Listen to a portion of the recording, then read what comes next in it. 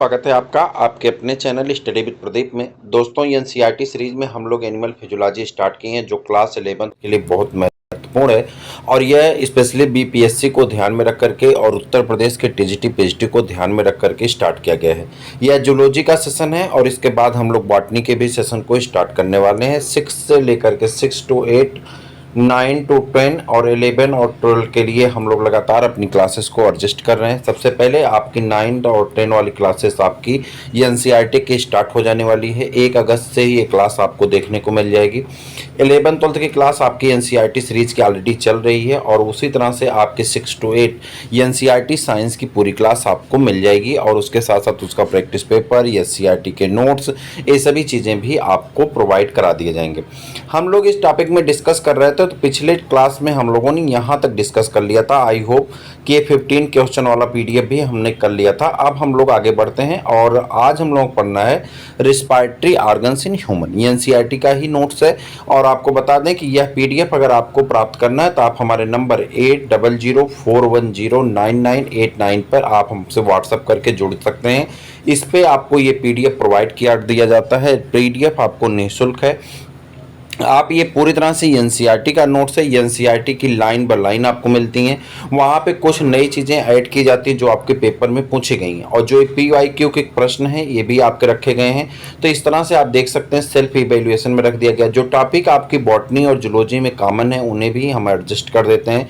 यहाँ पे सारी चीज़ें आपकी ऐड की गई। सेल्फ इवेल्युएशन वाला जो सेक्शन है यहाँ पे बहुत महत्वपूर्ण है। तो ये निःशुल्क है, तो मैं चाहूँगा कि आप व्हाट्सएप से जुड़ें और इसको प्राप्त जरूर करें। आपके लिए लाभदायक है, आप निश्चिंत रहें, आपका नंबर सेफ और सिक्योर रहेगा। चलिए आगे बढ़ते हैं। रिस्पायरेटरी ऑर्गन्स इन ह्यूमन पे हम लोग चर्चा करते हैं। रिस्पायरेटरी ऑर्गन पे हम लोगों का जो सांस लेने का सिस्टम है उन सिस्टम पे एक एक करके देखेंगे क्या क्या दिया गया। सबसे पहले अगर हम डायग्राम को देखें, थोड़ा इसको जूम करते हैं और इसको ध्यान से देखने का प्रयास करते हैं तो यहाँ पे आपको एक चीज़ मिल जाती है, नेजल कैविटी, जिसे हम लोग नासिका भी कहते हैं। ओरल कैविटी है, ये भी कभी कभी सांस लेने में मदद करती है। आपकी नेजल कैविटी है और आपसे मैं एक प्रश्न पूछ रहा हूँ कि अगर किसी कंडीशन में किसी व्यक्ति का जो है नेजल चैम्बर यानी नेजल कैविटी को और माउथ कैविटी दोनों को बंद कर दिया जाए तो वह सांस ले पाएगा? अगर ले पाएगा तो किससे ले पाएगा कि नहीं ले पाएगा? इस प्रश्न का आप उत्तर कमेंट बॉक्स में दीजिएगा। टंग है, टंग रिस्पायरेटरी सिस्टम का है नहीं, एपिग्लॉटिस है। अभी इसका फंक्शन हम आपको बताएंगे। जब कभी आपको एसिडिटी की प्रॉब्लम होती है तो एक डायफ्राम और ये एपिग्लॉटिस दोनों ऊपर जाकर लड़ते हैं जिसको आप हिचकी कहते हैं, उसके बारे में पढ़ेंगे। यहाँ पे लैरिंग्स है, लैरिंग्स को क्या कहते हैं? साउंड बॉक्स कहते हैं। ट्रेकिया है, ये ट्रेकिया आपका कार्टिलेज का बना होता है और ये अंदर जाता है तो यहाँ जाके ब्रांची और ब्रांचियोल्स में डिवाइड हो जाता है, ब्रांकस कहते हैं। और फिर आगे बढ़ता है तो यहाँ पे राइट लंग्स है और लेफ्ट लंग्स है, दोनों लंग्स आपके हैं। आपको पता होगा कि राइट लेफ्ट और लेफ्ट लंग्स में भी आपको एक बड़ी स्पेशल फीचर पढ़ा जाता है ट्रेकिया के डिवाइड करने के, यानी ब्रांची और ब्रांचियोल्स के डिवाइड करने का जो फीचर होता है उसके आधार पे भी इसमें डिफरेंस होते हैं और कई बार प्रश्न आपके एग्जाम में रखा गया है। हालांकि ये प्रश्न मैंने आपको भी यहाँ पे सेल्फ इवेल्युएशन में रखा है और मैं आपको उस प्रश्न को दिखाऊंगा, उसके बारे में भी चर्चा करूंगा। तो चल पहले स्टार्ट करते हैं अपने टॉपिक को और उस टॉपिक पे चर्चा करते हैं जो हमारे सामने है। कह रहा we have a pair of external nostril. कह रहा हमारे सामने एक एक्सटर्नल नॉस्ट्रिल पाई जाती है और ये पेयर में पाई जाती है यानी जोड़े में पाए जाते हैं, जिसे हम लोग जनरल भाषा में नासिका कहते हैं। Opening above the upper lips, कहाँ खुलते हैं? ऊपर वाले लिप्स के ऊपर पे स्थित होते हैं जो एक्सटर्नल नॉस्ट्रिल होते हैं। It lead to the nasal chamber. कह रहा है ये किसको डील करते हैं? नेजल चैम्बर को। आगे जाता है नेजल चैम्बर को डील करता है और फिर नेजल पैसेज का निर्माण कर देता है। कह रहा the nasal chambers open into the pharynx. Nasal chamber कहाँ जाकर खुल जाता है? तो नेजल चैम्बर हमारा जाकर के खुल जाता है फेरिंग्स में। नेजल चैम्बर कहाँ जाके खुल जाता है? नेजल चैम्बर खुल जाता है फेरिंग्स में। और फेरिंग्स वह पोर्शन होता है जहाँ पे रिस्पायरेटरी सिस्टम और डाइजेस्टिव सिस्टम दोनों अलग अलग होते हैं, ठीक है। तो फेरिंग्स पे खुलता है। A portion which common passage to the food and air. कह रहा है ये ऐसा पैसेज है फेरिंग्स जहाँ पे भोजन की नली और जो है उसकी नली, क्या नाम है? एयर की नली, यानी जो सांस लेने वाली नासिका है, सांस लेने वाली जो नली है और जो भोजन की नली, इन दोनों के लिए कॉमन पैसेज है, दोनों के लिए कॉमन रास्ता है और इसी को हम लोग क्या कहते हैं? जनरल भाषा में फेरिंग्स कहते हैं।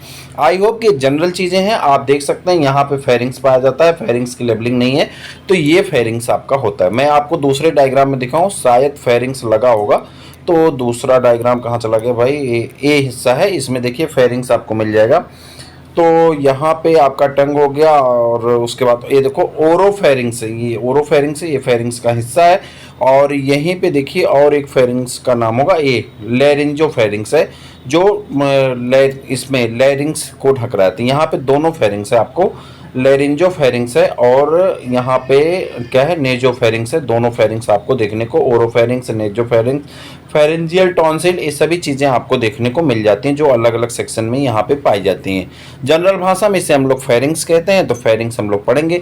ये डायग्राम का डिस्क्रिप्शन हम लोग आगे आएगा तो करेंगे। कह रहे थोड़ा सा डिटेल है जैसा कि आपके एनसीईआरटी की तुलना में, तो आप जरूर इस पीडीएफ को पढ़ें, अपने मित्रों को भी शेयर करें, और चैनल पर नए तो चैनल को सब्सक्राइब करना तो आपका धर्म होना चाहिए भाई। सब्सक्राइब करिए, लाइक करिए, जिससे क्या होता है जो वीडियो बनाता है ना उसको भी थोड़ा सा मोटिवेशन मिलता है भाई, लोग हमारे काम को अप्रिशिएट कर रहे हैं, लोगों को हमारा काम पसंद आ रहा है, तो हम और बेहतर कार्य करने का प्रयास करते हैं, तो उससे थोड़ा सा मोटिवेशन मिलता है। तो आई होप कि आप सबको ये काम करना चाहिए और चैनल को सब्सक्राइब कर लेना चाहिए। सभी चीज़ें आपके लिए निःशुल्क हैं, चाहे वो पीडीएफ हों, चाहे क्लासेस हों, चाहे आपके नोट्स हों, चाहे आपकी सारी चीज़ें जो भी सीरीज हैं, सारी सीरीज आपके लिए फ्री हैं। और बस बात इतनी सी है कि आपको व्हाट्सएप पर जुड़ना है, चाहे टेलीग्राम पर जुड़ना है, जो कि संख्या इतनी ज़्यादा नहीं है, तो इसलिए हम चाहते हैं कि आप व्हाट्सएप पर जुड़ें, जहाँ पर हम आसानी से आपको शेयर कर सकते हैं।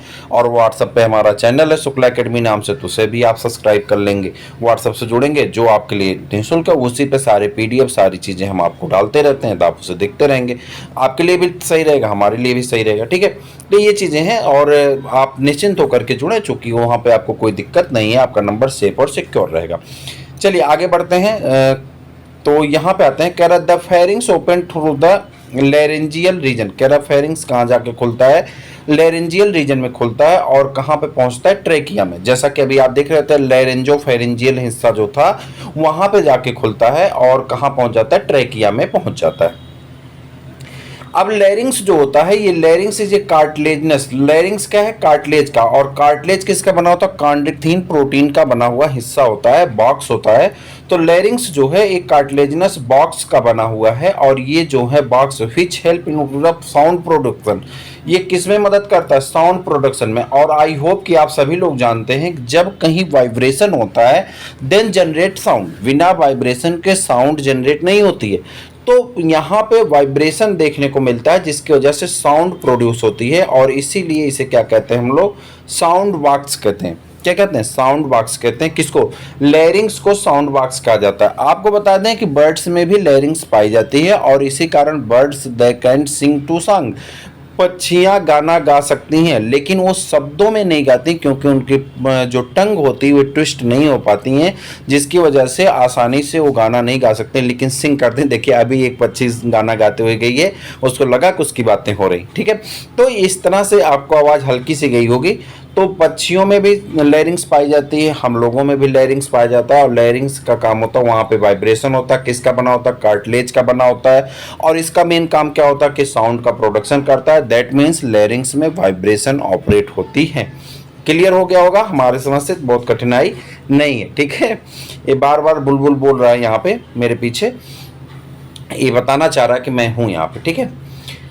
ड्यूरिंग स्लोइंग, स्लोइंग मतलब होता है भोजन को निगलना। जब हम भोजन को निगलते हैं, तो जब भोजन को निगलते हैं तो उस निगलते समय क्या होता है, ड्यूरिंग swallowing, जब हम भोजन को निगलते हैं, glottis can be covered with the thin elastic cartilaginous flap. कह रहा है जो ग्लाटिन होता है हमारा, वह किससे ढक जाता है, एक हिस्से से ढक जाता है, जो कि इलास्टिन का बना होता है, कार्टिलेज इलास्टिक जैसा होता है, कार्टिलेज का बना होता है, उसे फ्लैप कहते हैं, और इसी को हम लोग क्या कहते हैं, एपिग्लाटिस कहते हैं। कह रहा कि जो हमारा ग्लाटिस है उसके ऊपर एक इलास्टिन कार्टिलेज का बना हुआ फ्लैप पाया जाता है, जो उसे ढक लेता है। कब, जब हम भोजन को ग्रहण कर रहे होते हैं, ऐसी घटना को हम लोग जो ढकता है उसे क्या कहते हैं, एपिग्लाटिस कहते हैं। और ये क्या काम करता है, entry to food to the larynx, ताकि भोजन आपका लैरिंग्स में ना जाए। एपिग्लाटिस का मेन काम क्या होता है कि ये आपके ग्लाटिस को जब आप निगल रहे होते हैं तो उस समय इसको ढक लेता है, जिससे भोजन आपके लैरिंग्स वाले हिस्से में न जाए और लैरिंग्स आपका सेफ हो, चूंकि लैरिंग्स में सांस को जाना है। कभी आप देखिए जब पार्टी वगैरह में आप जाते हैं बुफेलो सिस्टम में, buffalo system means buffer system में, तो जब आप जाते हैं तो वहाँ पे आपके कई बिछड़े यार मिलते हैं, तो उनसे क्या होता है कि आपको ढेर सारी बात भी करनी होती है और भोजन पे भी कंसंट्रेशन बनाना है, क्योंकि कई आइटम होते हैं तो आप सोचते हैं सब बैटिंग करना है, तो उस समय आप खा भी रहे होते हैं और बात भी कर रहे होते हैं। तो कई बार भोजन आपका ये एपिग्लॉटिस उतना जल्दी बंद नहीं हो पाता और भोजन आपके कहाँ चला जाता है, लैरिंग्स में। अब आप बार बार प्रयास कर रहे हैं कि भोजन निकल आए, लेकिन वो चावल का टुकड़ा या मैगी का टुकड़ा या पास्ता का जो टुकड़ा या प्याज का जो टुकड़ा चला गया है, अब वो निकल नहीं रहा है।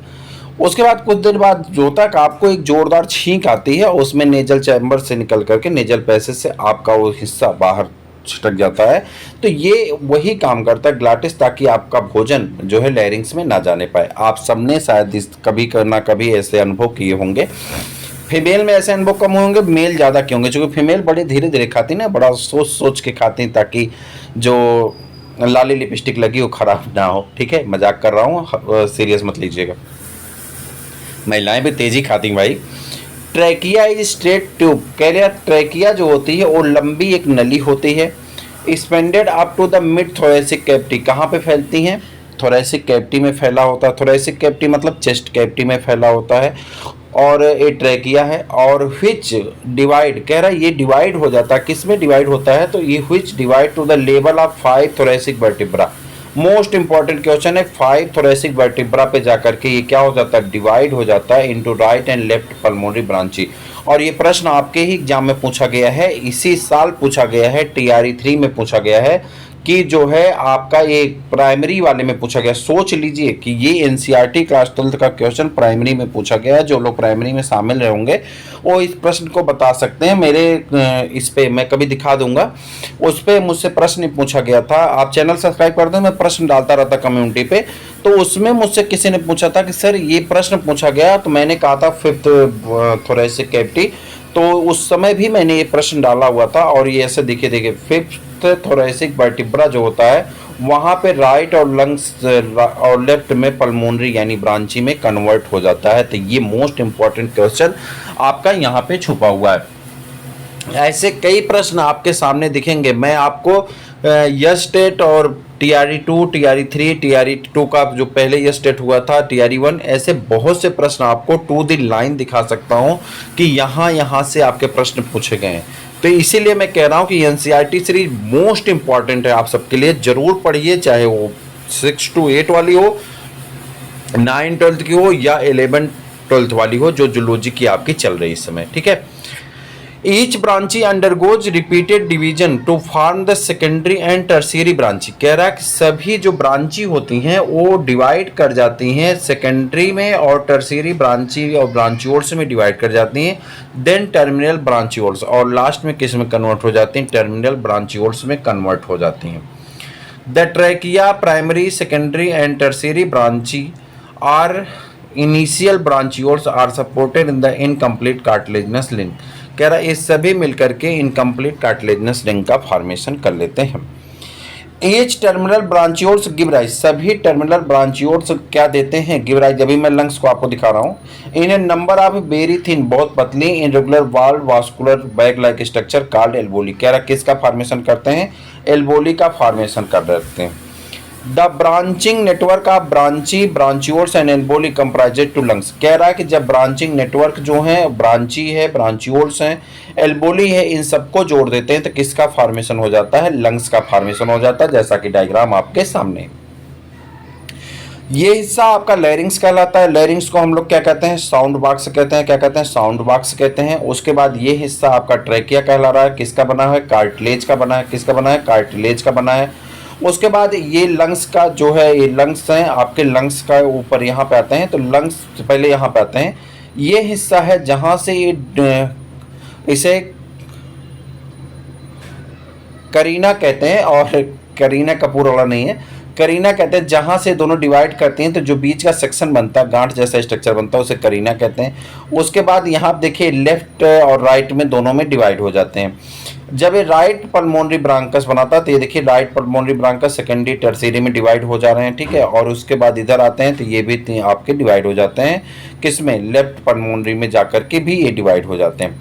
कह रहा है इसके लोअर लोब्स होते हैं, ब्रांचियोल्स होते हैं, और ये लोअर लोब है, मिडिल लोब है, और ये ब्रांचियोल्स होते हैं, और इसी में एल्बोली पाया जाता है। तो एल्बोली का स्ट्रक्चर इसमें दिखाया नहीं गया, तो छोटे छोटे एल्बोली का फॉर्मेशन हो जाता है। राइट लोब है, लेफ्ट लोब है। तो ये हमारा लंग्स है। बीच के हिस्से में क्या आ जाता है, यहाँ पे हमारा हार्ट आ जाता है। तो ये हमारा स्ट्रक्चर फॉर्म होता है।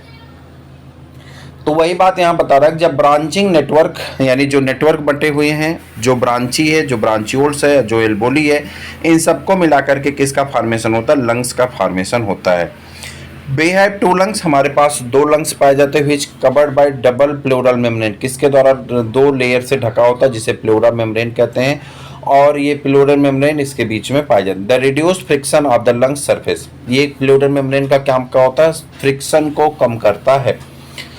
The outer pleural membrane is close contact with the thoracic rings, कह रहा जो आउटर वाली, जो ऊपर वाले रीजन का होता है वो थोरेसिक लाइनिंग से कवर्ड होता है, वेयरएस जो इनर वाली होती हैं वो किसके, लंग सरफेस के कांटेक्ट में रहती हैं। सीधी सी बात है भाई, जो ऊपर वाला होगा वो किसके, थोरेसिक, जो सबसे ऊपर होगा वो थोरेसिक कैविटी जुड़ेगा, और जो इसके नीचे वाली झिल्ली होगी, जो दूसरी लाइन होगी जो नीचे वाली होगी, वो किससे जुड़ी होगी, लंग्स वाले हिस्से से जुड़ी रहेगी। तो इस जनरल सी बात है, इसमें प्लूरल मेम्ब्रेन कहते हैं, दो लेयर होती हैं।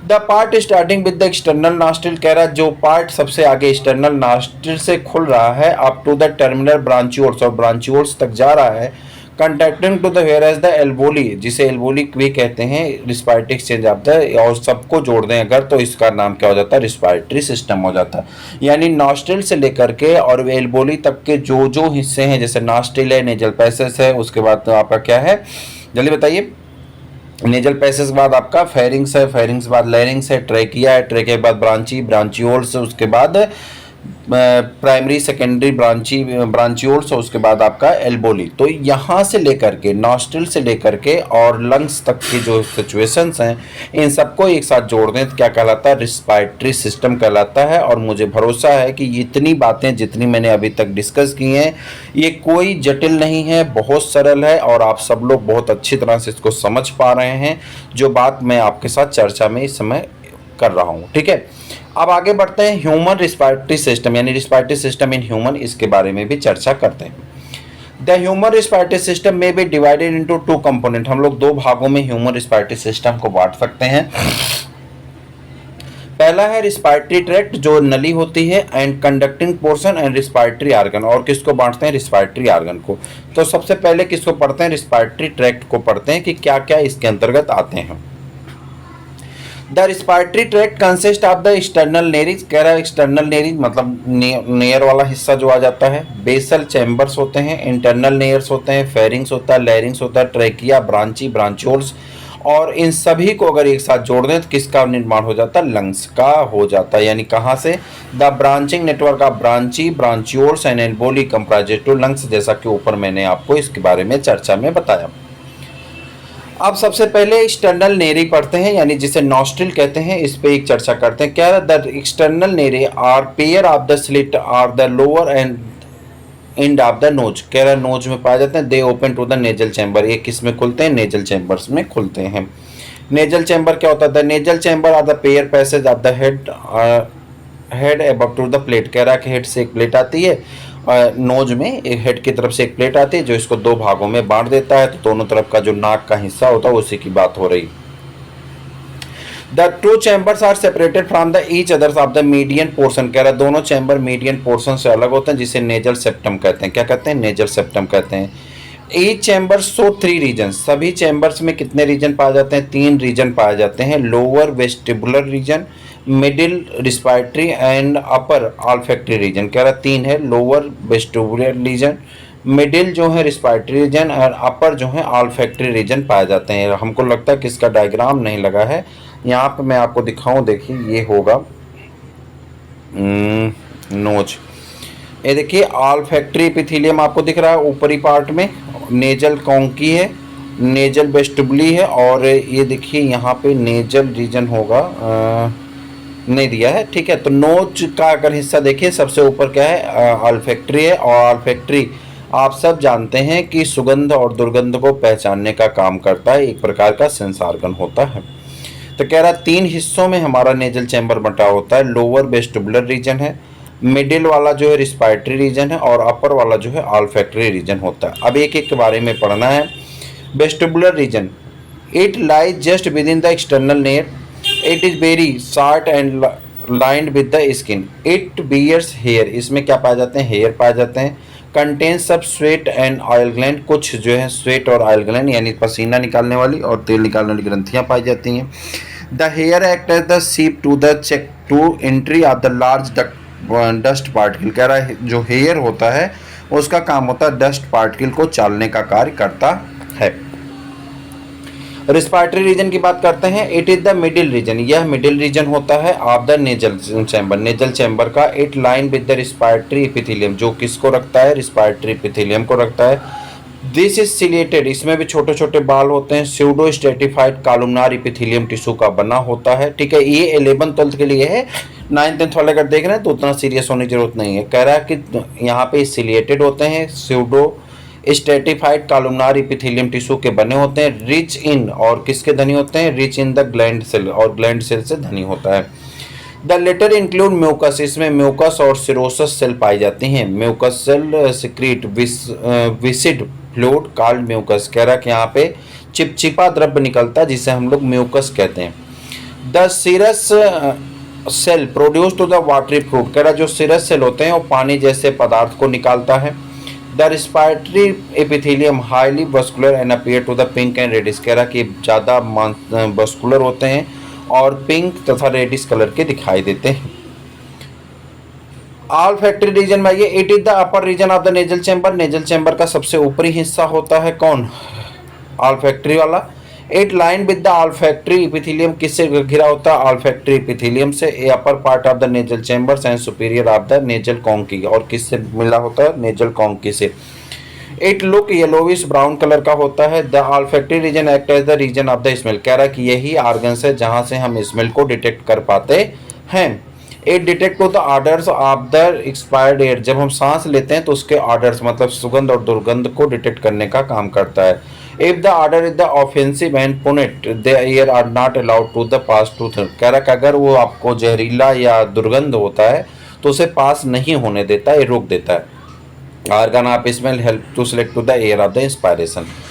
उसके बाद है जो है इंटरनल नेरे, जिसे कोर्निया कहते हैं। The nasal chambers open behind to the nasopharyngeal by the internal nares. अब किसका नंबर आ गया, फेरिंग्स का। देखिए आज हमको ये पूरा पढ़ना होगा और ये बड़ा टॉपिक है, थोड़ा सा हम स्पीड बढ़ा दिए हैं ताकि हम लोग respiration of the following step, ये भी हमको आज ख़त्म करना है। हम लोग कहाँ जाके रुकेंगे, तो ये टॉपिक हमारी ख़त्म होगी यहाँ पे। आज का सेल्फ इवेल्युएशन है, उसके बाद 10 क्वेश्चन होगा हमारी समझ से, फिर हम लोगों को रिस्पायरेटरी वॉल्यूम एंड कैपेसिटी यहाँ तक जाना है। तो थोड़ी सी स्पीड हमने बढ़ा दी है, थोड़ा सा आप केयर करिए तो ख़त्म हो जाएगा। आधे घंटे का ही वीडियो हम बनाते हैं ताकि आप उसको पूरा पढ़ सकें। मैं आपको कोशिश करूँगा चीज़ें समझ में आ जाए, जहाँ ज़रूरत पड़ी वहाँ बताएंगे। अगला है फेरिंग्स। मैंने शुरुआत में बताया था फेरिंग्स क्या होता है, ये छोटा होता है, वर्टिकल होता है, 12 सेंटीमीटर लगभग लंबा, बिहाइंड बकल कैविटी को ढकने का काम करता है। The food and air pass, दोनों को पास करने का एक कॉमन पैसेज होता है। The upper part of the called nasopharynx, इसके ऊपरी हिस्से को नेजोफेरिंग्स कहते हैं। The internal nares open into it, और the middle part is called oropharynx. The latter receive to the buccal cavity, ये बकल कैविटी से, जो ओरोफेरिंग्स होता है बकल कैविटी से आने वाले भोजन को इकट्ठा करता है, अंदर जाने देगा। जो नेजोफेरिंग्स होता है ये अपर पार्ट से आता है और गैसियस एक्सचेंज में मदद करता है, यानी गैस को अंदर जाने देगा। The lower part is the called laryngopharynx, और एकदम नीचे वाले हिस्से को लैरिंजोफेरिंग्स कहते हैं। It lead to two tube में बढ़ जाता है। The one at the front of the windpipe, एक जो आगे वाला हिस्सा होता है विंड पाइप और ट्रैकिया बना लेता है, और back to the food pipe, और जो पीछे वाला हिस्सा होता है वो फूड पाइप का फॉर्मेशन कर लेता है जिसे ओसोफेगस कहते हैं। The pharynx is line with the non keratinised stratified squamous epithelium tissue का बना होता है। सिलिएटेड एंड नेजोफेरिंग्स के पाए जाते हैं। लैरिंग्स, ये इंपॉर्टेंट है। अब देखिए, the larynx is often called the Adam's apple, larynx को जनरल भाषा में एडम सेप्पल कहा जाता है। And the more prominent in the mens than women, कह रहा मेन में ज़्यादा प्रोमिनेंट होता है तुलना में फीमेल के यानी महिला के। The larynx is the upper part of the trachea, larynx trachea के अपर हिस्से में पाया जाता है। It is short tubular chamber support to the cartilaginous framework, कह रहा है कार्टिलेजिनस फ्रेमवर्क के द्वारा इसकी मदद होता है। It open into the laryngopharyngeal slit aperture of the glottis. The latter always remain to open except during the swallowing। कह रहा है कि ये कब काम करता है, जब आप भोजन को निकलते हैं तो उस समय जो है ये आपको क्या कह रहा है, ठीक है, ऊपर नीचे होता रहता है, उसी की बात कर रहा है। The glottis bears to the leaf like cartilaginous flap called epiglottis. Glottis के ऊपर क्या पाया जाता है, पत्ती जैसी एक संरचना पाई जाती है जिसे एपिग्लॉटिस कहते हैं। ट्रैकिया भी आपका महत्वपूर्ण, एपिग्लॉटिस का फंक्शन मैंने अभी ऊपर आपके साथ चर्चा किया था। अब बात आ गई ट्रैकिया की। The trachea the thin wall tube, कह रहा है पतली नली होती है, 11 से 12 सेंटीमीटर लगभग लंबी होती है और 2.5 सेंटीमीटर इसकी चौड़ाई होती है। आल्सो बिंड पाइप, इसे बिंड पाइप कहते हैं और ये कहाँ तक जाता है, नेक से होता हुआ नीचे की दिशा में जाता है। प्राइमरी ब्रांची, प्राइमरी ब्रांची कहाँ बटेगी, 5th थोरेसिक रीजन में। कह रहा है in the middle of the thorax trachea divide into 2 tubes. कह रहा है मिड थोरैक्स में पहुंचते हैं, ट्रैकिया 2 हिस्सों में बंट जाती है। The major are the primary bronchi, कह रहा है किसी को हम लोग मेजर हिस्सा कहते हैं या प्राइमरी ब्रांची कहते हैं। One bronchus enter to the right, एक राइट वाले लंग्स में चला जाता है, दूसरा लेफ्ट वाले लंग्स में चला जाता है। अब यहाँ पे देखिए बहुत इंपॉर्टेंट चीज है, यहाँ पे एक प्रश्न पूछा गया है आपके यूपीटीजीटी में। The right primary bronchus further divide into 3 lobar. कह रहा है कि जो राइट प्राइमरी ब्रांकस होता है ये 3 लोबर्स में डिवाइड होता है और सेकेंडरी ब्रांची में and expand separately into the 3 tubes of the right lungs. The left primary bronchus divide into 2 lobars and the secondary branches that pass through the lobes of the left lungs. The secondary branches subdivide into smaller tertiary branches which divide into the alveolar ducts. The latter enter to the alveolar sac. The respiratory pathway within the lungs are referred to as the bronchial tree. कह रहा, आप देखिए यहाँ पे ध्यान से अगर देखिए तो कह रहा है कि the right primary bronchus further divided into 3 lobars. जो राइट वाला है वो कितने हिस्सों में बटा है, 3 वाले हिस्से में बटा है, जबकि जो लेफ्ट वाला कहाँ है, and the left primary bronchus divided into 2 lobars. ये याद रखिएगा, इंपॉर्टेंट क्वेश्चन है, हाईलाइट नहीं किया जा हुआ है यहाँ पे, ये गलती है। मान लीजिए टाइप उस समय जो है जो भी टाइप किया था उसकी गलती है, किसने इस चीज़ को हाईलाइट नहीं किया था, हमने नोट्स में हाईलाइट करके दिया था। तो ये दोनों चीज़ें याद रखिएगा, आपके प्रश्न में पूछे जाते हैं। लेफ्ट में 2 चैम्बर में बंटता है और राइट में 3 हिस्सों में बंटता है, ये आपको याद रखना है। फिर प्राइमरी सेकेंडरी टर्शियरी में बढ़ता रहे कोई बात नहीं, लास्ट में जाके एल्वेओलर सैक का फॉर्मेशन करता है। इन सभी को ब्रांचियल ट्री कहते हैं। Respiration involve the following step, respiration में कई स्टेप इन्वॉल्व होते हैं, कौन कौन से होते हैं अब इसको आपको बताना है। पहला देखिए, breathing or the pulmonary ventilation by which atmospheric air is drawn into the carbon dioxide rich alveolar sac to release out। कह रहा है कि ब्रीथिंग में हम लोग क्या काम करते हैं, गैसेस एक्सचेंज करते हैं, जो एटमॉस्फेरिक एयर आता है वो चेंज हो जाता है और कार्बन डाइऑक्साइड जो है अंदर जो लंग्स में भरी वो बाहर निकल जाती हैं। गैसों का डिफ्यूजन होता है, ऑक्सीजन ब्लड में इंटर कर जाता है और कार्बन डाइऑक्साइड बाहर चली जाती है। सेकेंड पॉइंट में ये लिखा गया है। Transport of gases by the blood, blood के द्वारा गैसों का एक्सचेंज कर दिया जाता है और diffusion of the oxygen and between the blood tissue, वही बात है। Utilise the oxygen by the cell and catalyse reactions resultant of the release carbon dioxide, catabolic reaction होता है और यहाँ पे एनर्जी रिलीज होती है। अभी इसी साल के पेपर में पूछा गया था, TRE 3 का पेपर जो लोग दिए हों वो बताएं, 10+9 का, उसमें पूछा गया था कि रिस्पायरेशन कैसी प्रोसेस है, कैटाबोलिक केनाबोलिक। तो यहाँ देखिए आपको सीधे सीधे लिख रहा है कि कैटाबोलिक प्रोसेस है, ठीक है। Mechanism of the pulmonary respiration, breathing mechanism, सांस लेने की तकनीकी क्या है। कह रहा breathing involve to the 2 step, breathing में कितने हिस्से इन्वॉल्व होते हैं, 2 हिस्से। Inspiration during which atmospheric air drawn to the expiration, कह रहा है कि इंस्पायरेशन में हम गैसेस को अंदर की तरफ लेते हैं और एक्सपायरेशन में गैसेस को बाहर की दिशा में निकाल देते हैं, वही चीज़ें यहाँ से लिखा गया। कह रहा है इंस्पायरेशन में अंदर की तरफ जाता है एटमॉस्फेरिक एयर से और एक्सपायरेशन में बाहर की दिशा में जाता है। The movement of air into the out of the lungs is carried out to the creating a pressure gradient between the lungs and atmosphere. कह रहा है कि गैसों के एक्सचेंज होने में एक प्रेशर ग्रेडियंट काम करता है जो लंग्स और एटमॉस्फेरिक एयर के बीच में बनता है। आज का वीडियो थोड़ा सा बड़ा होगा लेकिन आपसे रिक्वेस्ट है पूरा देखिएगा। इंस्पायरेशन गैसों का अंदर जाना, कह रहा है कि the inspiration can occur to the pressure within the lungs, intra pulmonary pressure less than the atmospheric pressure, then negative pressure to the lungs and respect to the atmospheric pressure. कह रहा है atmospheric pressure की तुलना में lungs में pressure जब कम होता है तो गैसेस अंदर की दिशा में जाती हैं, और एक्सपायरेशन में अंदर से गैस बाहर की दिशा में आती है जब प्रेशर हाई होता है। तो डायफ्राम, डायफ्राम वह हिस्सा होता है जो एक्सटर्नल और इंटरनल यानी थोरेसिक कैविटी को और एब्डोमेन कैविटी को बांटने का काम करता है। तो ये बांट देता है, तो इससे बहुत ज़्यादा हमको मतलब है नहीं, इसको पढ़ना चाहिए, आप पीडीएफ में पढ़ लीजिएगा। हमारा मेन जो है यहाँ पे on the average of the healthy person 12 to 16 time हम लोग ब्रीथिंग कितनी बार करते हैं, तो 12 से 16 बार 1 मिनट में ब्रीथिंग करते हैं। और ब्रीथिंग को जो हम लोग नापते हैं, जिसके द्वारा लंग्स की इस गति को नापा जाता है, the volume of the air involve in the breathing movement can be estimated of the spirometer. याद रखिएगा, बहुत इंपॉर्टेंट है, स्पायरोमीटर से नापा जाता है। ये दोनों चीज़ें आपकी बहुत इंपॉर्टेंट है, ये आपका ब्रीथिंग रेट है और ये स्पायरोमीटर से नापा जाता है। ठीक है, उसके बाद आ जाते हैं सेल्फ इवेल्युएशन पे। देखिए, breathing is control by, breathing को किसने कंट्रोल किया है? अभी मैंने ऊपर बताया था ब्रेन के द्वारा कंट्रोल किया जाता है, मेडुला ऑब्लांगेटा का हिस्सा इसको कंट्रोल करता है। In a newborn baby breathing is the wholly carried out the, कह रहा है कि अगर छोटा सा बच्चा है तो उसमें ब्रीथिंग किसके द्वारा होगा? ये प्रश्न आपके लिए है, और ये प्रश्न डायफ्राम वाला पढ़ेंगे तो उसमें आपको मिल जाएगा। इंपॉर्टेंट है कि और इस प्रश्न का आंसर आपको बताना है।